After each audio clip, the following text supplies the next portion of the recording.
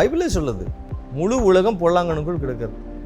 சரி, இப்படி நீங்கள் பாருங்களேன், இயேசு கிறிஸ்து இருக்கிற வரைக்கும் பாவம் இருந்ததா இல்லையா? இயேசு கிறிஸ்து பூமியில், இயேசு கிறிஸ்து வாழும்போதே பாவம் இருந்ததா இல்லையா? மரிக்கும் போது பாவம் இருந்ததா இல்லையா? அப்போ இயேசு கிறிஸ்து என்ன பண்ண வரலன்னு சொன்னால், பாவத்தை கண்ட்ரோல் பண்ண வரல.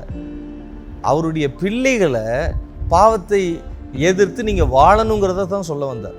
அதுலேருந்து நீங்கள் இப்படி வாழுங்கன்னு சொல்ல வந்தார். இப்படி நீங்கள் நம்ம சர்ச்லேயே நீங்கள் எடுத்துக்கொள்ளுங்களேன், நம்ம எத்தனை பேர்த்தோட பாவத்தை வந்து நம்ம சுட்டி காமிச்சிட்டே இருக்க முடியும்? அப்போ இங்கே வந்து ஒரு செய்தியில் உணர்வு அடையணும்னா அது அங்கே என்ன தேவைப்படுதுன்னா, ஆவிக்குரிய அறிவு தேவைப்படுது, உணர்வு தேவைப்படுது, ஸ்பிரிச்சுவல் அண்டர்ஸ்டாண்டிங் தேவைப்படுது. ஒருத்தர் பாவத்திலேருந்து விடுபடுறது, ஒருத்தரை பாயிண்ட் பண்ணி நம்ம சொல்லி அவங்கள பாவத்திலேருந்து வெளியே கொண்டு வர்றதை விட, கர்த்தரோட வார்த்தை சொல்லுதுன்னு சொல்லி வெளியே கொண்டு வர்றது சுலபம். பட் எப்போ சுலபம்னா, அவங்களுக்கு அந்த உணர்வு இருந்ததுன்னா சுலபம். அதனால தான் 2 கொரிந்தியர் 4:4 சொல்லுது, சுவிசேஷத்தின் ஒளி, இயேசு கிறிஸ்துனுடைய வார்த்தை வந்து ஜனங்களுக்குள்ள வல்லமையாக போக முடியாதபடி, சுவிசேஷத்தை அறிஞ்சு கொள்ள முடியாதபடி, அண்டர்ஸ்டாண்டிங்குள்ளே வர முடியாதபடி பிசாசு எல்லாருடைய கண்களை குருடாக்கி வச்சிருக்கிறான், மழுங்கடிச்சிட்டான். உங்களுக்கும் எனக்கும் கொண்டு வந்து மாட்டு மூத்திரத்தை கொண்டு வந்து கொடுத்து, இதுதாங்க கேன்சருக்கு நிவாரணின்னு நம்ம குடிப்போமா? அங்கே வந்து நார்த் இந்தியாவில் மாட்டு சாணத்தை எடுத்து ஜூஸ் பண்ணி கொடுத்துட்ருக்கான். மாட்டு சாணத்தை எடுத்துங்க ஜூஸ் பண்ணி கொடுக்குறான். அப்போ என்ன ரீசன் அப்படின்னா, அந்த ஸ்பிரிச்சுவல் எஜுகேஷன் வந்து அவங்களுக்குள்ள இன்னும் போகலை. இப்போ நம்ம சொன்னாலும் அவங்களுக்கு புரியவும் புரியாது. ஐயோ கடவுள் அடிச்சிருவாரோ, கடவுள் இப்படியே தான் பார்ப்பாங்க. சபையினுடைய வேலை வந்து எல்லாத்தையும் கண்ட்ரோல் பண்ணுறதில்ல. சபையினுடைய வேலை வந்து இதுதான் சத்தியம்னு எடுத்து சொல்கிறது தான். இப்போ ஒருவேளை நீங்கள் எனக்கு அந்த உரிமை கொடுக்குறீங்கன்னா, நாங்கள் ஒரு பாஸ்டர் என்ன பண்ணலாம், எந்த குடும்பம், எந்த சகோதரன், எந்த சகோதரி என்னுடைய போங்க வந்து நீங்கள் எதுனாலும் எனக்கு சொல்லுங்கள், நான் நல்லா வாழணும் பாஸ்டர்னு சொல்லி நமக்கு அந்த உரிமை கொடுக்குறாங்களோ, அவங்கக்கிட்ட உரிமை எடுத்து சொல்லலாம், இது கொஞ்சம் நீங்கள் மாற்றிக்கிட்டால் உங்கள் லைஃப் நல்லா இருக்குங்க. அந்த உரிமையை அவங்க கொடுக்காதப்போ ஒரு பாஸ்டர் ஒன்றுமே செய்ய முடியாது, போதனை மட்டும்தான் செய்ய முடியும்.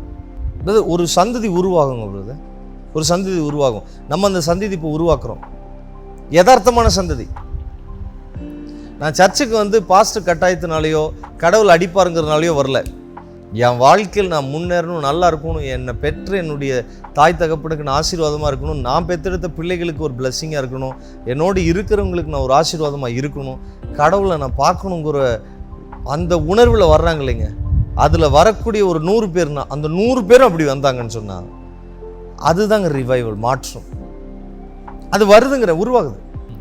நமக்கு வந்து பாவத்தை குறித்து தெரிஞ்ச ஒரு நாலேஜ் நம்ம பிள்ளைகளுக்கு வந்து ஒரு 3 வருஷத்துக்கு முன்னாடியே தெரிய வந்துடும். ஆமாம், அதான் இது வேர்ல்டுங்கிறேன் நான்.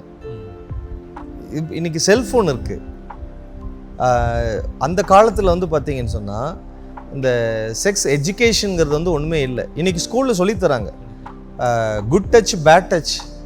4வது படிக்கிற பொண்ணுக்கு 1வது 2வது படிக்கிற பொண்ணுங்களுக்கு வந்து பசங்களுக்கு வந்து சொல்லித்தராங்க. அப்போ அவங்களுக்குள்ள அந்த கொஸ்டின் வருது இல்லையா, எதனால வந்து இதைய இவங்க சொல்கிறாங்க, என்ன ஏது, இப்போ ஏதோ மேட்ரு அது இதில் பார்க்குறாங்க, ஃபோனில் வந்து அவங்க பார்க்குறாங்க, பேரண்ட்ஸ் வந்து பார்க்குறாங்க, அதையே வந்து அந்த குழந்தைங்க வந்து பார்க்குது, எப்படியோ தெரிஞ்சுக்குதுங்க. டெக்னாலஜி வளர வளர அந்த பாவத்தை குறித்ததான நாலேஜ் வந்து இன்க்ரீஸ் ஆகிட்டு தான் போகுது. இப்போ வந்து நம்ம அதிலிருந்து வந்து விடுவிப்பதற்காக என்ன செய்கிறது அப்படின்னா, பைபிள் என்ன சொல்லுது, பிள்ளையானவனே நீ நடத்த வேண்டிய வகையிலே நடத்து. பைபிள் இப்படி சொல்ல, ஒரு சபை பிள்ளையானவனே நடத்த வேண்டிய வகையில் நடத்தணும்னு சொல்ல, ஒரு அப்பா பிள்ளையை நடத்த வேண்டிய வகையில் நடத்தணும். நம்ம பொறுப்பு வந்து நம்ம பிள்ளை மேலே தான் நமக்கு இருக்கணும். பக்கத்து வீட்டு பிள்ளையை நம்ம ஒன்றும் செய்ய முடியாது. அப்போது யார் இந்த இடத்துல ரசிக்கப்படணும்னா பேரண்ட்ஸ். அந்தந்த பேரண்ட் அந்தந்த பிள்ளைகளை வந்து கண்டிஷன் பண்ணால் சரியாயிடும். அந்த லிவிங் டுகெதர்ல இப்போ சர்வசாதாரணமாயிடுச்சு. ஆமாம் ஆமாம், இல்லை அதுதாங்க பிரதர், லிவிங் டுகெதர் அது தவறுங்கிறது வந்து வேதத்திலேருந்து சபை போதிக்கணும். அதை தான் சொல்கிறேன். இப்போ தான் வந்து அந்த காலகட்டம் மாறிட்டு வருது.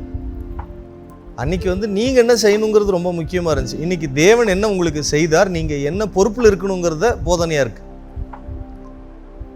அன்றைக்கி பரலோகம் போகிறதுக்கு நீங்கள் என்ன செய்யணும் அப்படிங்கிறது தான் போதனை. இன்றைக்கி பரலோகம் போவதுக்கு தேவன் உங்களுக்கு என்ன செய்தார், ஆகவே அதை நீங்கள் புரிஞ்சு நீங்கள் வாழ்க்கையில் நடங்கங்கிற பொறுப்பை சொல்கிறது இன்றைக்கா இருக்குது. புரிஞ்சுதுங்களா? இந்த ஸ்லைட் டிஃப்ரென்ஸ் வருது, பட் இது டீப் மீனிங் இருக்குது. அப்போது ஸ்பிரிச்சுவல் எஜுகேஷன் வந்து வர வர வர வர இது குறையும்.